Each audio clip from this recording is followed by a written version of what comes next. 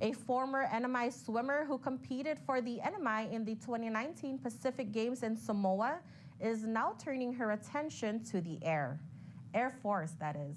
Jin Ju Thompson has just finished up 1 year of rigorous program designed to turn her into a leader of men and women. Our Chris Nelson has more. About this time last year, Jin Ju Thompson was getting ready to fly to Colorado to attend the United States Air Force Academy. The academy is just north of Colorado Springs on the east side of the Rocky Mountains. About 1,200 cadets are admitted each year with just a 13% acceptance rate. About 20% of the incoming class won't graduate. Women began attending the service academies in the mid-'70s. What was the hardest day of the first year? The hardest day? Honestly, I think it was I-Day, in processing day. That's the first day we start basic training. I don't really know what I was expecting going into it, but I got dropped off by my parents. It's a drive-in drop-through. I couldn't even say bye to them because I was so terrified and I didn't want to show anybody that. I tried to be really brave the whole day and try to keep a straight face. You get on the bus and you get to this place called the Footprints, and that's when they just start yelling at you, and it's intense on the first day. So I think that was just the biggest shock to me entering the military lifestyle. Thompson grew up swimming in Saipan. She says the physical training and also the teamwork helped when things got their most challenging. You get pushed to your limits when you're at the academy, same with any sport you go through, and what helps you get through those things are the people that you're around. When you feel like you can't do a single push-up anymore, they'll put their legs under you, and it's things like that that really make the academy special. Thompson finished school, and this summer, before returning to Saipan for a short visit, she made a trip to the desert. It was a 3-week program. It's called Combat Survival Training that all freshmen go through after completing their first year at the academy. You learn how to navigate, how to build your own shelter.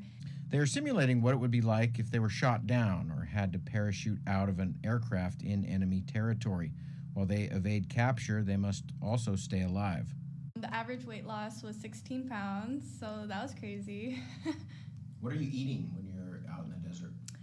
We had 8 days there, but we got 4 MREs that we had to ration.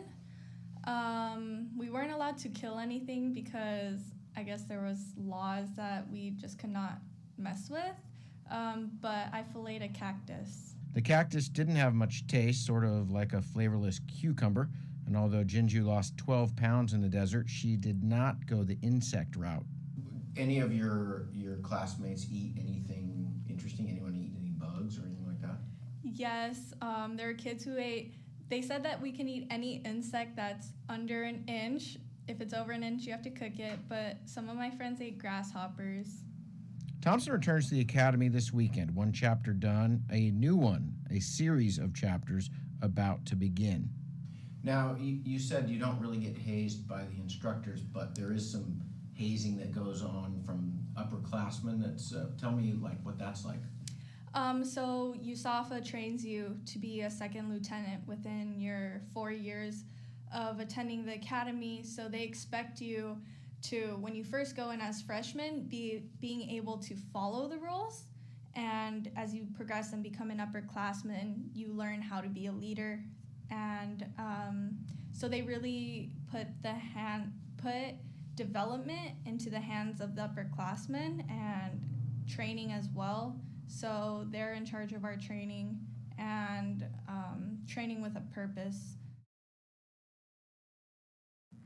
More tonight with an island standout who was devoting her passion for learning at one of these service academies. Our Chris Nelson has more.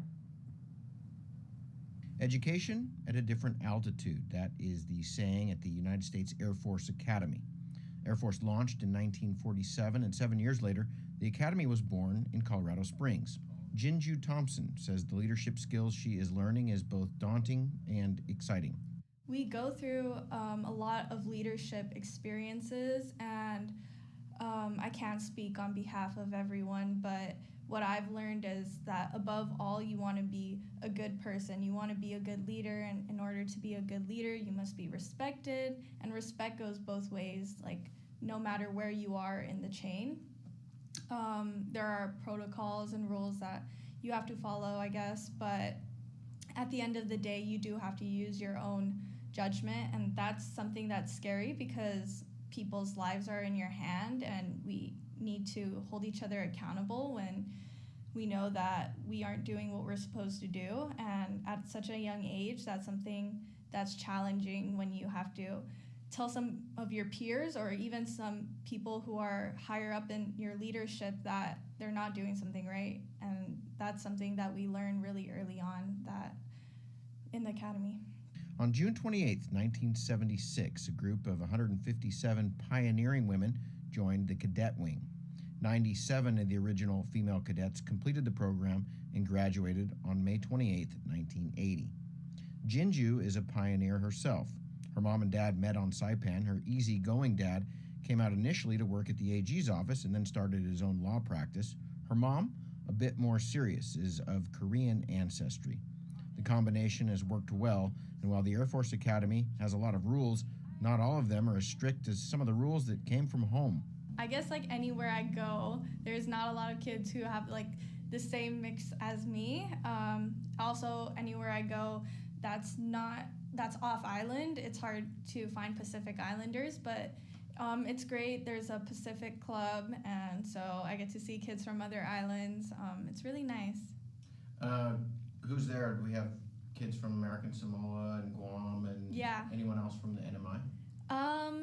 We have a student from Tinian who's currently going through basic training at the prep school.